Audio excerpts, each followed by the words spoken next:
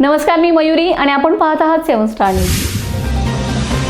महागडी वीज दरवाढ, खंडित वीज पुरवठा आणि वाढता खर्च यामुळे हैराण झालेल्या राज्यातील हजारो निवासी, व्यापारी आणि औद्योगिक ग्राहकांनी मोठी भांडवली गुंतवणूक करून आपल्या छतावर सौर ऊर्जा प्रकल्प उभारलेत.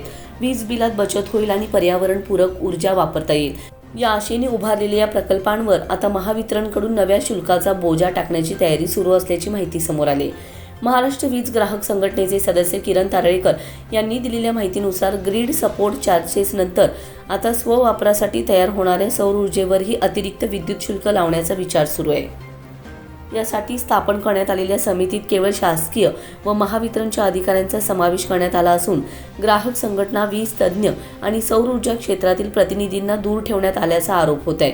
या समितीकडून कृषी व औद्योगिक ग्राहकांवर 9.30%, घरगुती ग्राहकांवर 16% आणि व्यापारी ग्राहकांवर तब्बल 21% शुल्क आकारण्याचा विचार केला जात असल्याची चर्चा आहे. याआधीच 10 किलोवॅटपेक्षा जास्त क्षमतेच्या सोलर प्रकल्पांवर अन्यही ग्रीड सपोर्ट चार्ज लागू करण्यात आलाय.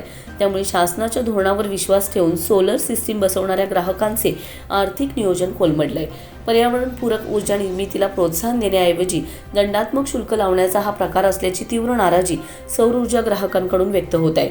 जगभरात कार्बन उत्सर्जन कमी करण्यासाठी सौर ऊर्जेला प्रोत्साहन दिलं जात असताना महाराष्ट्रात मात्र सौर ऊर्जेविरोधी निर्णय घेतले जात असल्याची भावना वाढत आहे.